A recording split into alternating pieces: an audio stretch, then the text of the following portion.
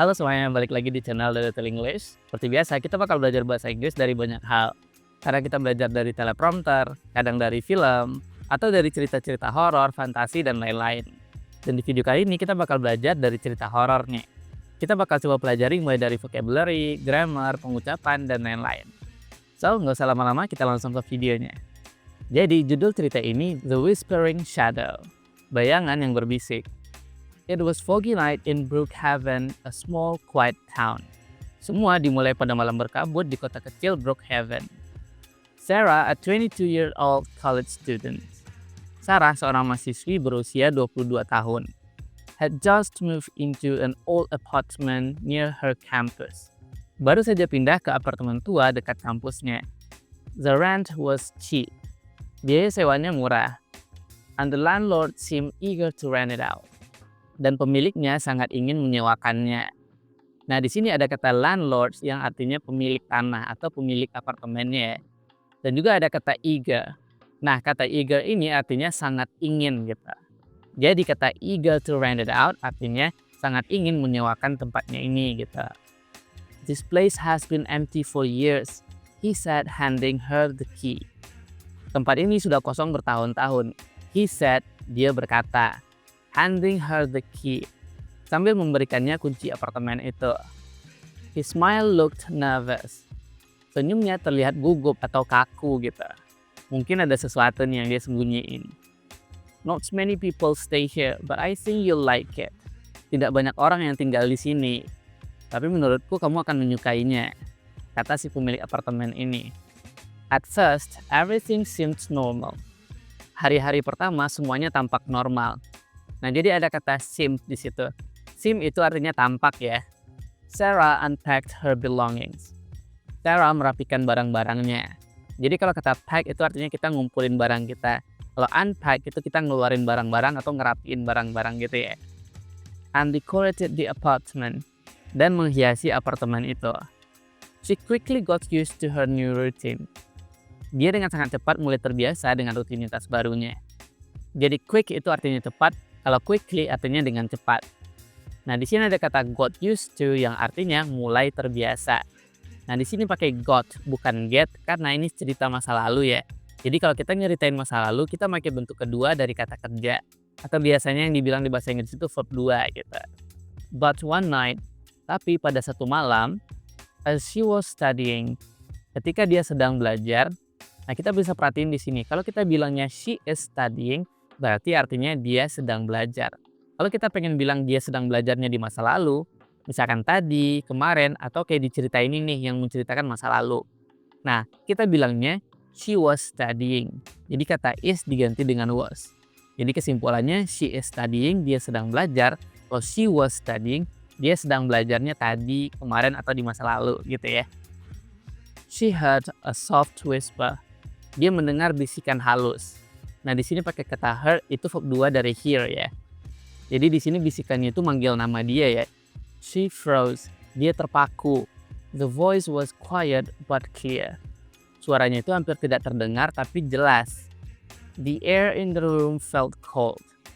Udara di ruangan itu terasa dingin. And goosebumps covered her arms. Dan dia merinding sampai ke tangannya katanya gitu. Intinya di sini dia merinding gitu ya. Jadi kita mungkin sering dengar kata goosebumps ya. Nah, ini artinya itu merinding. Her heart started to race. Jantungnya berdebar-debar. Jadi artinya bukan jantungnya mulai balapan, tapi jantungnya mulai berdebar-debar gitu. She looked around but saw nothing. Dia melihat sekitarnya tapi tidak ada apa-apa. The sound seemed to come from her bedroom. Suara itu tampaknya datang dari kamarnya. Slowly she walked to the door and turned on the light. Perlahan dia berjalan ke pintu dan menghidupkan lampu. The room was empty. Ruangan itu kosong. Only her bed, desk, and an old wardrobe was there. Hanya ada kasur, meja kerjanya, dan sebuah lemari tua yang ada di sana. Nah, terus Sarahnya bilang, maybe I'm just tired.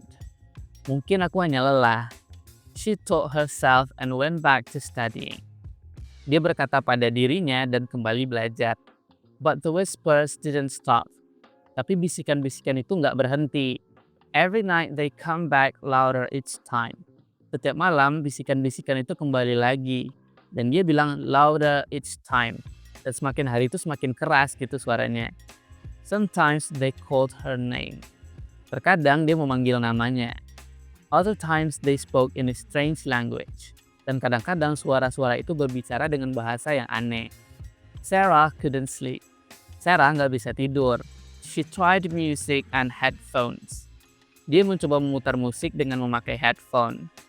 But the whispers always reach her. Tapi suara-suara itu selalu menggapainya. Maksudnya tetap kedengaran juga ya. One night she decided to investigate.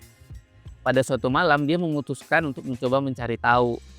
She checked every corner of the apartment. Dia memeriksa setiap sudut dari apartemen itu. Everything seemed normal until she noticed the wardrobe. Semuanya itu tampak normal sampai dia itu ngeh sama lemari tadi. Jadi kata notice itu kalau di bahasa Indonesia sama artinya kayak ngeh gitu. It was heavier than it looked. Lemari itu lebih berat daripada kelihatannya. When she knocked on the back panel, it sounded hollow. When she knocked on the back panel, ketika dia mengutuk panel belakang lemari itu, it sounded hollow. Suaranya itu kayak kosong atau berlobang gitu guys. Jadi seolah-olah kayak ada ruangan gitu di belakangnya. Curious, karena penasaran, she grabbed a flashlight and a screwdriver. Dia mengambil senter dan obeng. She opened the back panel. Dia membuka panel belakangnya and find a narrow passage. Dan menemukan lorong yang sempit. Cold air blew from the opening, making her shiver. Udara dingin yang berhembus saat dia membuka itu, making her shiver. Membuatnya merinding gitu. Jadi kayak ada udara dingin gitu yang keluar dari lorong itu ya. The passage led to a hidden room. Lorong itu mengarah ke sebuah ruangan tersembunyi. Inside, there was old dusty furniture. Di dalamnya terdapat perabotan-perabotan tua yang berdebu. And a large mirror covered with the black clothes. Dan sebuah kaca besar yang ditutupi kain hitam. Strange symbols were carved into the wooden walls. Simbol-simbol aneh terukir di dinding kayunya. Sarah's flashlight flickered as she walked closer to the mirror. Senternya Sarah berkedip-kedip ketika dia berjalan mendekati kaca itu. She hesitated then pulled off the clothes. Dengan ragu-ragu dia menarik kain itu. Jadi dia ngelepasin kain tadi ya. The room instantly became freezing cold. Dan ruangan itu tiba-tiba menjadi sangat dingin. In the mirror, she didn't just see herself. A dark figure stood behind her. Di kaca itu dia tidak hanya melihat dirinya sendiri. Sebuah sosok yang gelap atau hitam berdiri di belakangnya. She turned around quickly. Dia langsung berbalik badan. But no one was there. Tapi tidak ada seorang pun di sana. Terrified, she backed away and bumped into a small table. Karena takut, dia berlari keluar dan menabrak sebuah meja kecil. A journal fall to the floor.